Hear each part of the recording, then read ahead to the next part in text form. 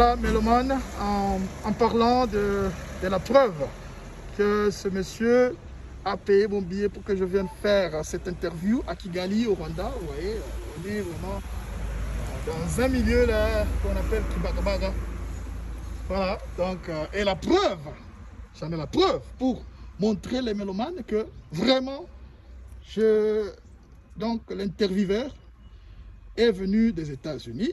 Voilà, donc voici la preuve, son passeport. Voilà, on va continuer. Alors, monsieur, nous voulons savoir d'abord votre nom. Vous pouvez vous introduire aux mélomanes qui nous suivent, s'il vous plaît? Oh, je m'appelle Arsène BZ, Arsène Baïzir, et pour ceux qui me connaissent bien, je suis psychologue clinicien, je suis musicien, je suis karatéka et autres. Donc, Ok. Vous avez dit que votre nom c'est Arsène BZ. oui.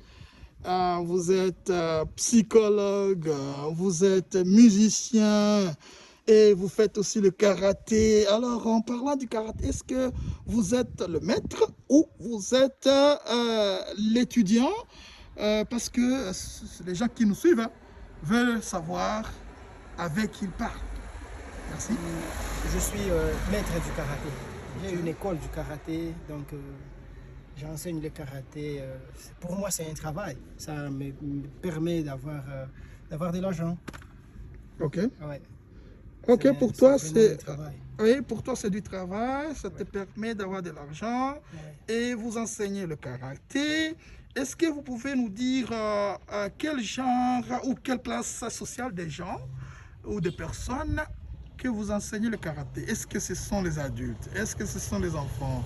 Est-ce que ce sont les femmes ou ce sont les hommes? Alors, à vous la parole. En fait, j'enseigne bien sûr le karaté, les personnes confondues. Donc, je peux enseigner les parents, les enfants, les filles, les jeunes, comme les adultes, les adolescents. Donc, ils sont confondus. Ouais. Ok, parlant toujours du karaté, est-ce que vous pouvez préciser aux mélomanes quel genre de ceinture vous portez? Est-ce que c'est la ceinture verte? Est-ce que c'est la ceinture verte? Est-ce que c'est la ceinture noire ou marron? Et qu'est-ce que c'est encore? Quel genre de ceinture vous avez, monsieur le maître Arsène? Je suis ceinture noire. Ceinture noire. Ok, et ça fait déjà combien de temps vous enseignez ce genre de choses? Ah, il y a vraiment longtemps. J'ai commencé à enseigner quand j'étais ceinture verte. Ok. Et là, c'est depuis quel âge?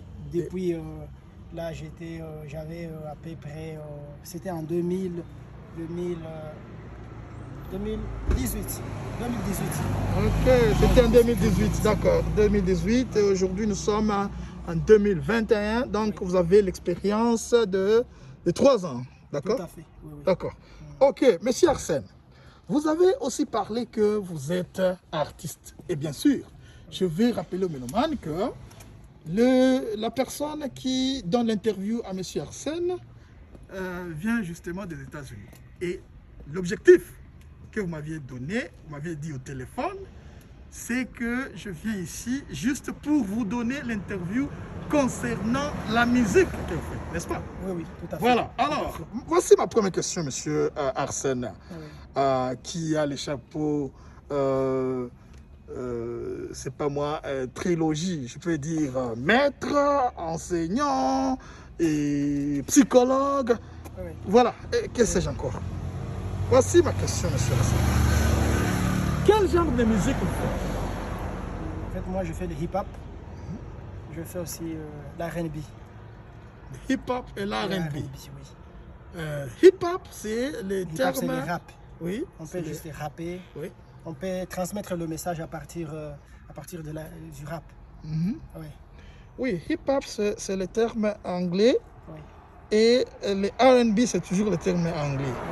Est-ce que vos musiques, l'information ou le message que vous transmettez à vos mélomanes, Oui. à la population qui vous suit, Oui. est-ce que c'est toujours en anglais, comme tu as dit, le hip-hop, Oui. R&B, est-ce que c'est en anglais ou c'est en une autre langue? En fait, moi, je chante 3 langues. Ok, Je chante à Lingala, ok. parce que je suis congolais d'origine, comme vous le savez bien. Je chante également Kiswahili, parce que je suis sud kivusien. Donc, au sud Kivu, nous parlons Kiswahili également. Et troisièmement, je chante en français. Ok. Ouais, c'est un peu ça. Vous chantez en 3 langues, français, swahili et lingala. Oui. Est-ce que vous comptez un jour chanter en anglais, monsieur Arsène? Oui, mais en anglais, je ne suis pas très fort. Je ne suis pas très fort en anglais. C'est ainsi que je me suis dit, tu sais, dans la musique, c'est la créativité. Dans la créativité, la meilleure manière de faire les choses, c'est de les faire d'une manière facile. Ma manière la plus facile, ma langue qui est facile, là où je peux avoir des facilités et de transmettre, d'avoir les idées, c'est toujours dans la langue que je maîtrise bien. C'est pourquoi, bon, en anglais, je sais, je me réserve. Je peux juste parler, saluer, causer, mais pas chanter, parce que là, c'est un autre volet. Oui, c'est un autre volet. Justement, monsieur Arsène est artiste. Moi, en acceptant votre invitation, je vous ai posé cette question. Monsieur Arsène, est-ce que vous êtes un musicien local ou national ou international? Vous m'aviez dit que vous êtes un musicien international. Oui. Voilà la raison pour laquelle je vous ai posé cette question. Oui. Cette interview, normalement, je devrais le faire en anglais comme je viens des États-Unis. Ouais. Mais vous m'aviez demandé de faire l'interview dans certaines langues Oui. que vous utilisez dans vos genres de musique. Tout à fait. Raison pour laquelle je pose je fais cette interview en français. Alors, ma prochaine question, c'est si, monsieur Arsène, si un chanteur-compositeur ou un compositeur de la musique vous amène le script d'anglais, est-ce que vous pouvez sortir des beats ou créer un genre de musique dans ce genre de phrases anglaises? Là, je peux dire oui. Parce que je veux bien souligner que je peux parler l'anglais, je peux transmettre un message en anglais, mais chanter, c'est autre chose. Donc, il faut composer. Mais quand il y a quelqu'un qui compose et qui me remet la composition, donc la réponse est oui. Ok. Ouais. Alors, monsieur Arsène, vous avez l'expérience de combien d'années en musique? Vous avez dit 3 ans dans le karaté. Oui. Et en musique, c'est combien d'années déjà? La musique, j'ai commencé quand j'étais vraiment un petit garçon. Là, j'étais encore à l'école secondaire au Congo. J'étais encore à l'école secondaire. C'était d'ailleurs en 2e année secondaire. Là, j'avais commencé à chanter, à composer. On faisait même des spectacles, on pouvait danser. À l'école, il y avait des spectacles. C'est là que j'avais commencé à composer. Je prenais un stylo parce que je partais quelquefois dans un endroit un peu secret. Je commençais à noter, à écrire certaines idées. Donc, c'est un peu ça. C'est-à-dire, probablement, je peux avoir accompli combien d'années 10 ans. 10 ans en train de chanter. Oui, 10 ans. Mais 10 la ans. première chanson, mon premier album, je l'ai produit à Bujumbura.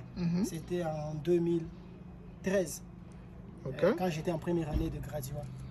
C'est là que j'ai produit ma première chanson. Oui, c'est-à-dire que en parlant 10 ans, et premier album en 2013, et aujourd'hui nous sommes en 2021, et là ça fait 8 ans, Oui. je crois si je ne m'abuse pas, ça fait 8 ans. Donc tu as fait 2 ans de chansons privées, où tu ne voulais pas vraiment te produire, ou produire des albums, des histoires, faire des chansons pour les mélomanes. Et ça fait déjà 8 ans que vous êtes en public, n'est-ce pas? Oui, tout à fait. Alors, d'accord. Et là, nous pouvons parler combien d'albums jusque-là? Jusque-là, j'ai produit 2 albums. 2 albums, étant donné que j'étais trop occupé. Tu vois, j'étais étudiant, en même temps chanteur, c'est pas facile. Donc il faut vraiment bien équilibrer le temps. Sinon, c'est pas facile de chasser 2 lièvres. Tu vois. Donc, c'est pourquoi je n'ai pas beaucoup chanté, je n'ai pas eu beaucoup de chansons, mais maintenant j'ai 2 albums. Ouais, Oh. 2 albums. J'ai d'ailleurs une autre chanson que j'ai chantée à l'université où j'ai étudié. C'était une chanson publicitaire. Donc c'est une chanson qui a été vraiment appréciée, C'était vraiment magnifique. C'est une chanson qui a vraiment cartonné à l'université et dans la ville de Bukavu, étant ma ville d'origine. Donc c'est un peu ça. Ok. Ouais. Voilà, et les 2 albums, là, nous pouvons compter combien de chansons déjà? Combien de chansons? Dans l'album, il y avait 6 chansons dans chaque album. Donc 2 chansons. Oui. 6 Il y chansons. avait même des chansons que j'ai chantées pour les politiciens. Il y a des politiciens qui avaient postulé comme des députés nationaux, des députés provinciaux. J'ai aussi chanté pour ces gens, pour en quelque sorte de publicité. Donc, vous êtes en train de me dire que vous pouvez compter maintenant 12 chansons dans vos 2 albums, n'est-ce pas? Oui. D'accord. Alors, Monsieur Arsène, avant que je vienne aux États-Unis, vous étiez en tournée. Vous m'aviez dit que, bon voilà, je suis en tournée, je suis en train de faire de la musique dans les Grands Lacs. Oui, Donc, East vous avez parlé East African Community. Merci. Yeah. Alors, vous pouvez rappeler aux mélomanes quel genre de pays vous avez fréquenté et pour que nous puissions savoir combien de chansons vous avez chanté là-bas. Est-ce que vous avez chanté seul ou vous avez fait des collabos avec des gens, d'autres musiciens? Voilà, nous voulons d'abord savoir combien de pays et les musiques que vous avez faites. Et ce genre de musique, c'était quel genre de musique? Ou seul ou avec d'autres musiciens? Oui. En fait, en ce moment, je suis en train de préparer un album. Ok. Un nouvel album qui est intitulé Coronavirus. Donc, pour avoir des informations là-dessus, je me suis dit de faire des parcours. Je me suis dit de faire des parcours dans différents pays qui sont aux alentours, qui sont à côté. Je n'ai pas voulu aller très loin parce que tu vois, je suis trop occupé avec le travail. Et donc, je me suis dit que comme j'étais en vacances, j'avais un peu de temps. Je me suis dit, je peux quand même avoir le temps d'aller dans des pays limitrophes, pas dans tous les pays. C'est ainsi que je me suis dit d'être sur terrain d'abord, de voir les réalités de la Covid avant de faire des compositions. Donc je suis parti en Tanzanie, j'ai commencé par le Burundi. J'ai commencé d'abord par le Burundi, ensuite je suis passé en Tanzanie, je suis passé en Ouganda et après je suis parti au Congo et je suis rentré à Kigali. C'est là où je suis en train de passer, de produire cet album-là. C'est un album qui est intitulé Coronavirus. Donc ça montre comment le corona a commencé et comment aujourd'hui ça devient un danger pour le monde entier. Et j'ai d'ailleurs interpellé les scientifiques, bon, en tant qu'agent de santé, en tant que psychologue clinicien, tu vois. J'ai interpellé les amis psychologues cliniciens des domaines de la santé et d'autres agents de santé tels que les médecins, de pouvoir fournir des efforts et chercher un remède ou un vaccin qui pourra vraiment convaincre et enfin de pouvoir trouver une solution à cette pandémie parce que c'est la catastrophe. Vous et moi sommes en train de voir que c'est pas facile. C'est un peu ça. C'est donc une chanson. En Swahili, Nyimbo ya kuelimisha. Il faut que les gens prennent conscience du monde dans lequel nous vivons et comment nous pouvons trouver une solution à ces problèmes-là. Ouais. Tout à fait. Ok, Monsieur Arsène, en parlant de cette chanson de l'album Coronavirus, est-ce que vous pouvez nous donner au moins 2 phrases ou 2 lignes de la musique que vous êtes en train, ou de l'album que vous êtes en train de préparer, appelé Coronavirus? Oui. Ouais.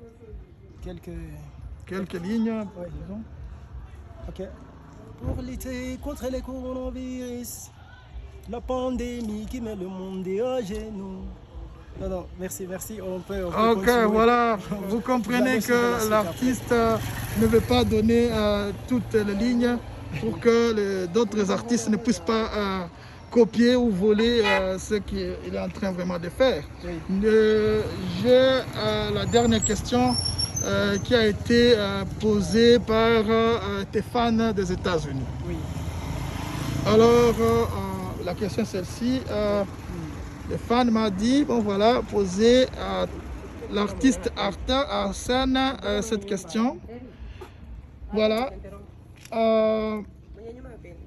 La question que les mélomanes ont dit, a posé, c'est que nous avons vu la photo de l'artiste Arsène sur une publication d'une demoiselle américaine. Et cet artiste, nous voulions savoir s'il est marié, s'il est engagé ou s'il est encore célibataire. Oui. Voilà, c'est ce genre de questions qui m'a été posée. Alors, monsieur Arsène, est-ce que vous êtes marié? Est-ce que vous avez quelque chose à dire avec cette publication de cette demoiselle américaine sur son Facebook? Alors, qu'est-ce que vous avez à dire aux mélomanes? En fait, je vais dire que je suis encore célibataire. Okay. Je suis encore célibataire. Bon, en fait, la femme là, la fille là qui a posté ma photo, oui, bon, j'ai entendu des rumeurs sur Instagram également qu'elle a posté. Bon, là, je ne peux rien juger. Mais ce que je sais que j'ai quand même des connaissances aux États-Unis. J'ai des connaissances. Et je me dis que bon, ça peut être l'une de mes connaissances aux États-Unis. Ok. Oui. Voilà, mes chères dames, mademoiselles et messieurs, voici, c'est la fin de cette interview avec l'artiste, maître karaté, artiste compositeur, monsieur Arsène. Et je vous remercie beaucoup pour cette occasion que vous m'avez accordée pour réaliser cette interview. Alors, pour les gens qui ne connaissent pas, qui étaient derrière la caméra, moi c'est François, je viens des États-Unis. Et celui-là, c'est ma femme, Irène, qui m'a accompagné pour que ce genre de vidéo puisse être réalisé. Merci beaucoup. Au revoir.